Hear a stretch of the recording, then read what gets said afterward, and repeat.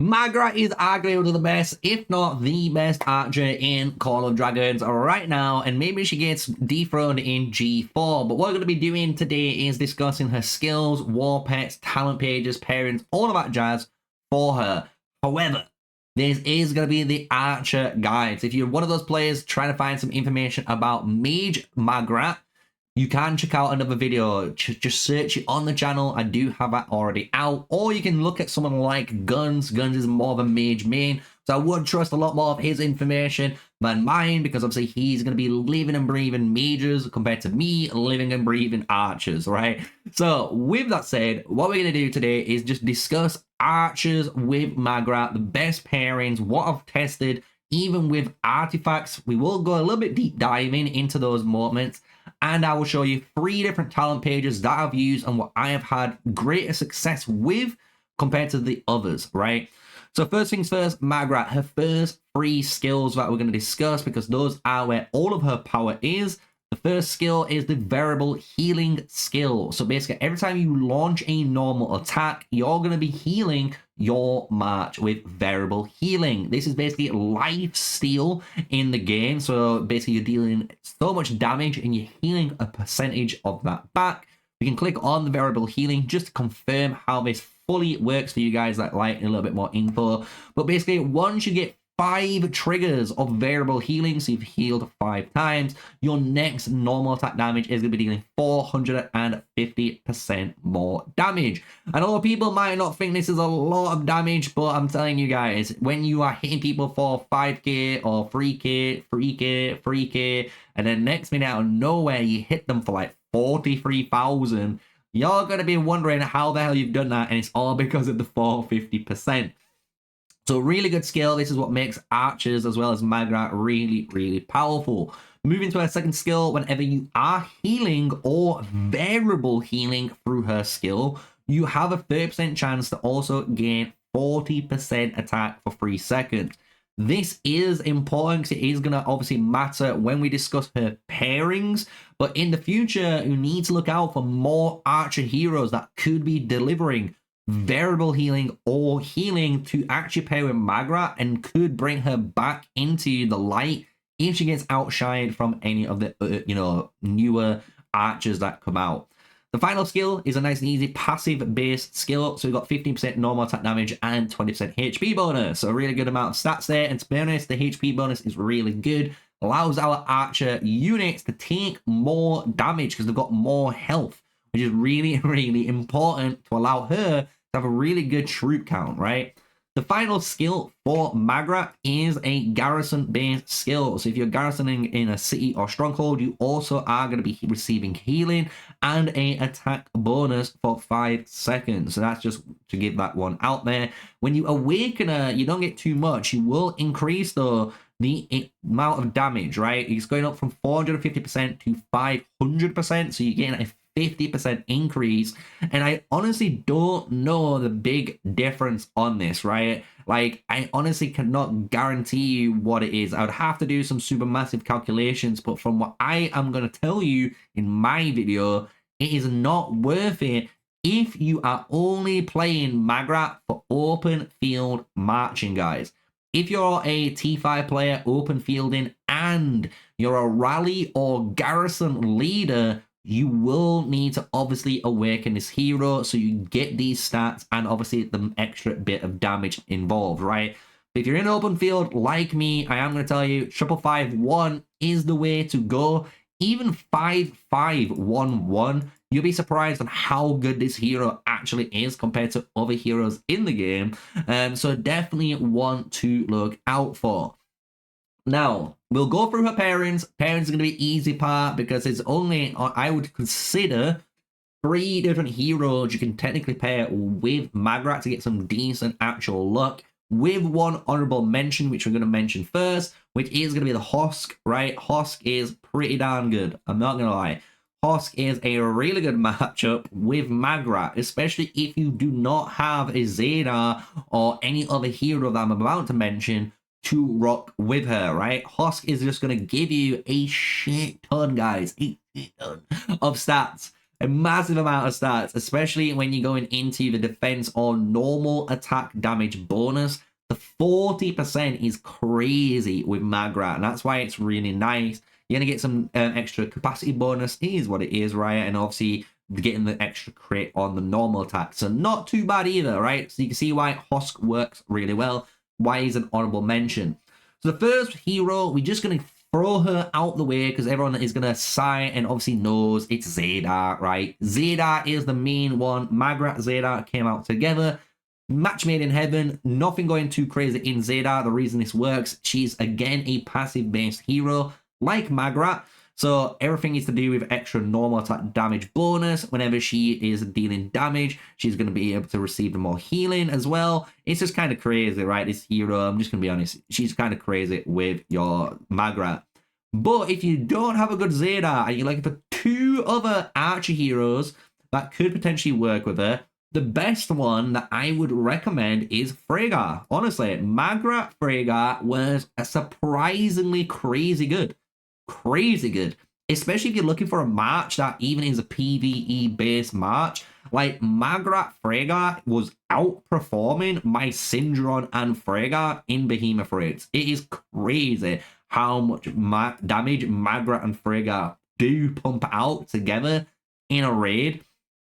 Open field, it's okay. I'll be honest, it's okay. I reckon it would be better if you had a 555 and one Freygar. I personally don't. As you can see, I've been a bit unlucky on the final skill. It is what it is. But Magrat Freygar, really good match. This basically does the exact same thing because you can imagine giving yourself that crit rate of 60% as well as the 30% crit damage bonus.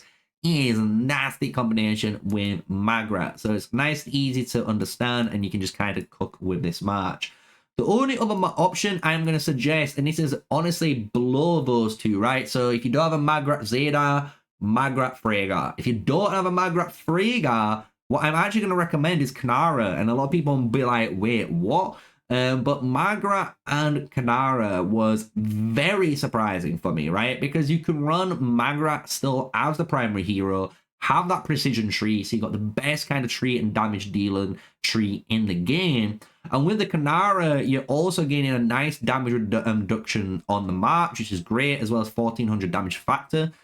But what's really good with this synergy, guys, 20% normal attack damage, 30% extra attack bonus, and the awakening is defense breaking the target, meaning your normal attacks are going to be dealing more and more damage. So this is honestly a really good match. You'll be very surprised on how tanky Kanara Magrat is together because Kanara's already tanky and she makes it even more tankier, which is really cool. So those are the three pairings I would actually recommend.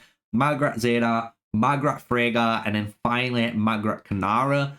Anything else has just been lackluster or personally doesn't work. So if you are wondering, Syndron Rapid Fire does not work with Magrat, guys. You will not get double variable healing. It's just not worth it at all with this match. And the thing is with Nico, unfortunately, again, it's not that good because his kit really does want a defense breaker and he's the only one defense breaking, so it's not, again, that great with his hero. If you tried something with Indis, it's not too bad, but again, it just isn't outperforming any of the other three matches that I have suggested there for Magrat. Now, we'll go into her actual war pets. The war pets is a really quick section, nothing too hard to know. There's mainly 3 war pets to choose.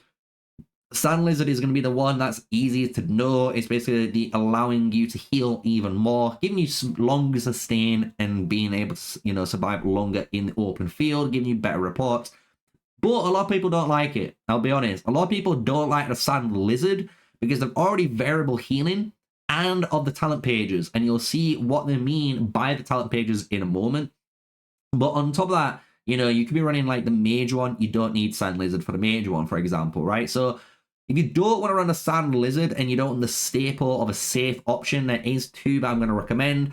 Being an archer player, you are going to get attacked. So the Venomous Lizard is also going to be great. It's actually going to deal a decent amount of damage over time. But because you are a crit-based hero, technically, with your Freygar or with your Zeta, you are going to be running a Night Rock. Night Rock is just really good for crit-based heroes, right? Whenever you keep crit rate, you get a base extra bit of crit rate on top, and then whenever you do a bit of crit, you have a 30% chance to deal some damage, right? So really easy war pets to pick from. Sand Lizard, Venomous Lizard, or Night Rock. I would personally pick either the Night Rock or the Sand Lizard if you're going to choose one of the two. One's more defensive, one's more offensive, right? So if you want to be more aggressive, pick the Night Rock. If you want to be defensive, pick the Sand Lizard.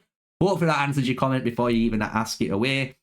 Now it's going to be the artifact system. And I do think I'm going to raise a lot of eyebrows about this, but I'm going to rank the top 5 best artifacts in order that I think you can be running with this hero, right?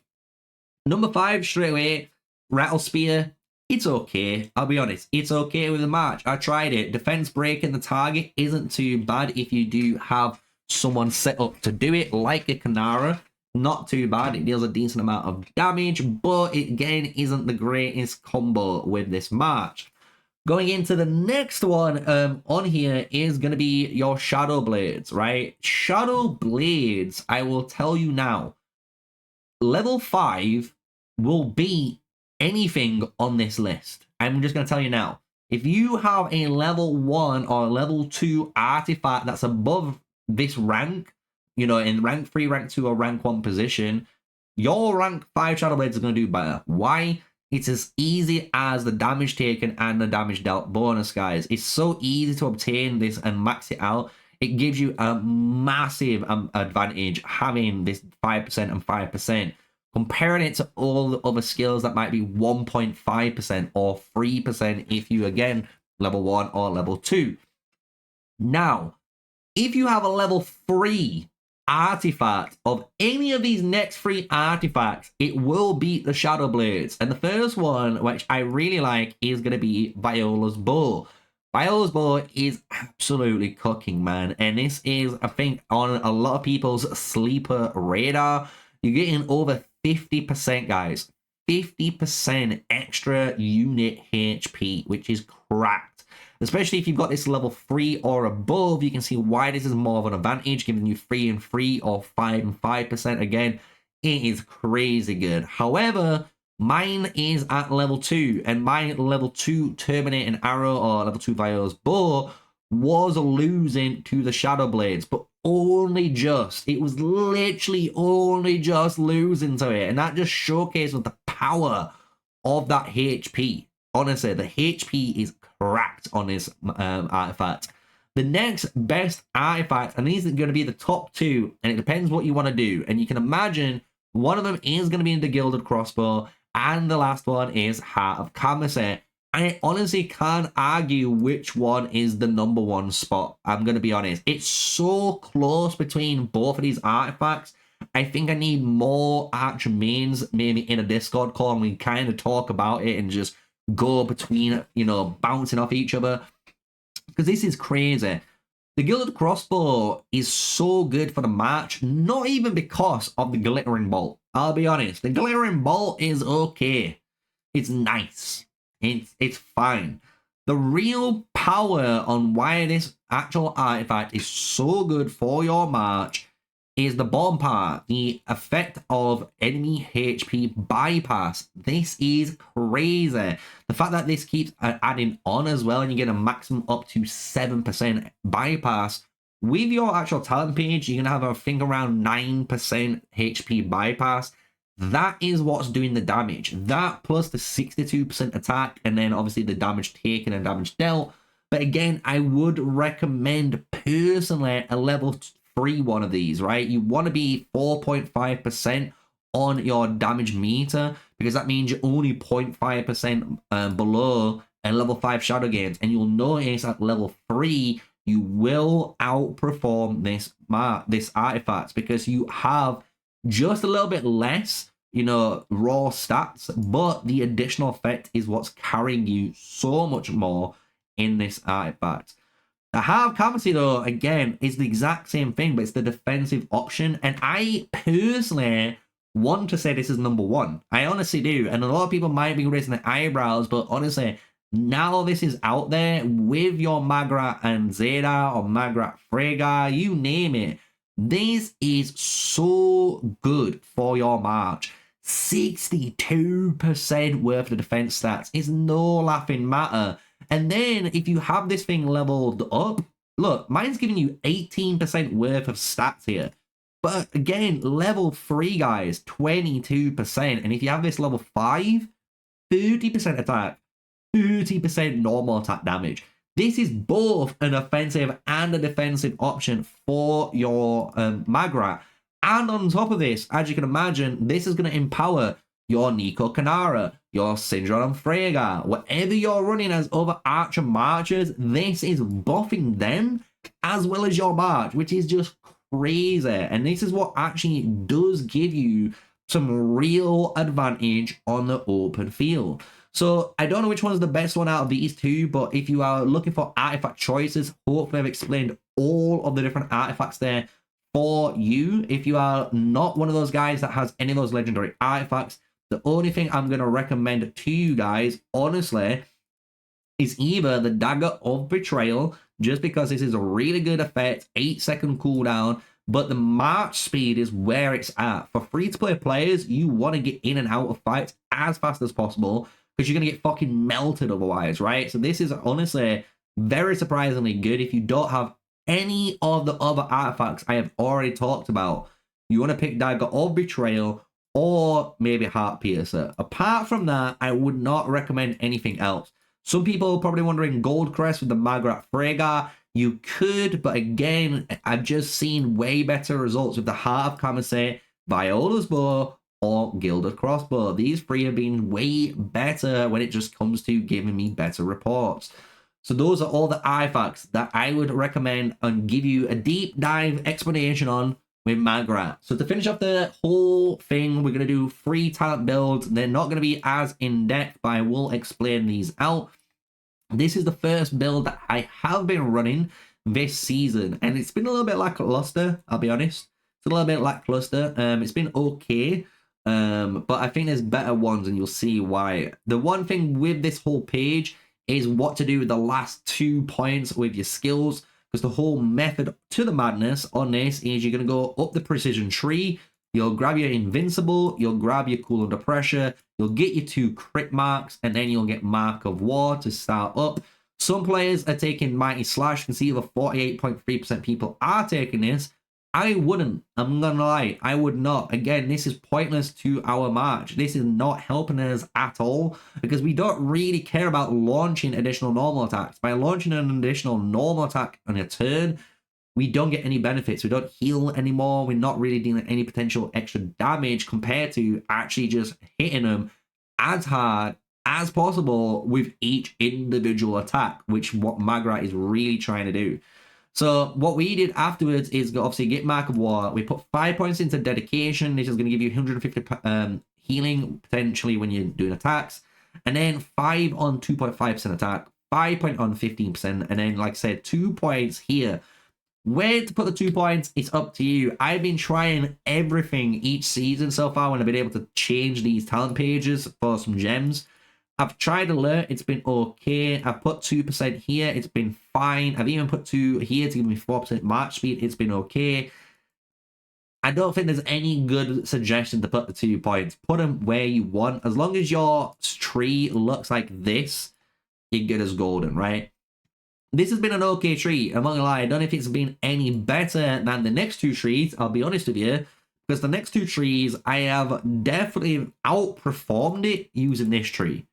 This tree is a full precision tree, you can see, and it's pretty much the exact same concept as before. Straight up the middle, grabbing Invincible, we grab Cool Under Pressure, and then Mark of War. But with the 17 points now, we'll do Dedication. We will do Irrepressible to give us 2% defense penetration, which is really important.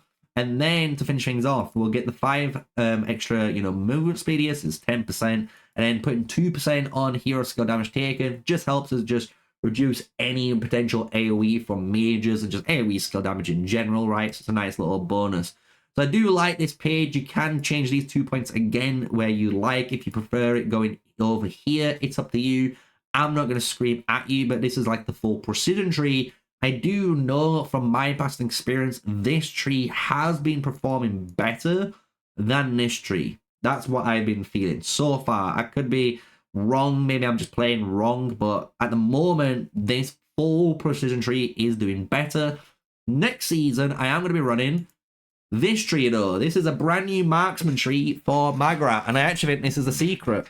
I honestly think this is the secret to marksman, because the thing is with the precision tree, really good at dealing normal attack damage and giving you that bonus. But the one thing you'll notice, because you're going in the precision tree, this tree is like a overall tree. So many different heroes can use the precision. And by doing so, you'll notice there's stuff like 10% mark speed, you got 2% on the attack, and everything is lowered. If you go to the marksman tree here, you'll notice we've got 2.5% attack. We've got already 15% march speed. Again, 4% over here compared to 5% over here. So you can see already, point for point, you're getting way more benefits in the marksman tree than you are in the precision tree. So what we are doing in here is pretty much the exact same build as over here, but a little bit different the way it works, right? It's a lot more bursty heavy, which is kind of cool, which I like. But we're going to go first for attack. We're going to grab that marksman speed, and then we're going to grab alert to give us 1.5% less damage taken from all sources. Absolutely carnage for our hero. And because we are Magrat, you are going to run bullseye. So when your legion consists entirely of marksman units, they gain 5 stacks of attack increase every 10 seconds while in battle. Each stack increases the attack by 1%, and each normal attack will remove 1 stack. So what this does is when you're getting into battle and you're leading into battle, basically, your attack is increasing, basically, and you're going to keep firing attacks, and you're going to be losing stacks, and then you're going to be gaining stacks. Like, it's just basically a flipping up and down constantly when you're in battle, that you're going to get a bunch of attack and lose an attack from attack pin, right? From here, though, you're going to grab 5 points into marksman HP to get 2.5% HP, because we do want to make ourselves tankier. And because we're passive-based heroes, we can ignore our delight and actually go for colorness. And I actually really like colorness. 2.5% extra attack when we're below 50%. Not too bad at all. And then finishing off with harvest. A lot of people aren't taking this. 1.5%. A lot of people are not in this section, right? They're not that deep. And this is where I think we're getting more benefit out of our hero, because harvest for a Magrat sounds crazy. Again, 5% maximum attack bonus we're going to be increased to, because we're killing so many mages and we're killing units. We're just gaining attack and attack and attack. And the benefit of this is applying fragility to our target and making sure our normal attack damage is increased by 10% and hitting them even harder. So this is why I like this build. I honestly really like this build. You can change some of these points if you want to change these points. It's up to you. You could maybe do something like this where you reduce your amount of defense, right? So you got 1.5% less defense, but you do 3% more damage dealt. Could be somewhere to go. Maybe someone might try this out and awaken us. But this is the new build. I'm going to be running this build this season. I actually think if you are a Magrat player, running a full precision tree or running a full marksman tree is the way to go right now. The best builds, arguably, for her compared to trying to do some weird stuff like this or even trying to just put bullseye on one. It just isn't nowhere near as good as going full pull, full precision or full marksman, right? So those are, again, just to showcase, I'll zoom out here. These are the 3 talent pages I'm going to recommend. So this is the one I ran this season. It's all right. It's not the greatest, but this is the best precision tree. This is really powerful, honestly, when it comes to just straight up damage, as well as this is the marksman tree. And this is the one I'm going to be running next season, mainly for all the future content. So when you guys ask me in a video, how to get some merits, it was with this build that you're seeing on screen, right? So that is everything in this video, guys. We've gone through all of the hero pairings, the skills, the talent pages, the war pets, everything that you need to know for Magrat with archers. And that is what this video is about. So if you're a mage player and you're wondering, Sneaky, why are you not talking about mages? Why are you not doing any of the mage gameplay? Well, I'm not really, honestly, a super mage main. And on top of this, I really don't want to do mage content on a marksman hero, especially if that might get patched, guys. Who knows? They might change the Legion to Marksman Legion, right? And that's how they instantly stop this shenanigans working, where players are getting a 2-for-1 deal out of one hero, right? Because the devs definitely don't want you doing that because they're greedy as hell, right?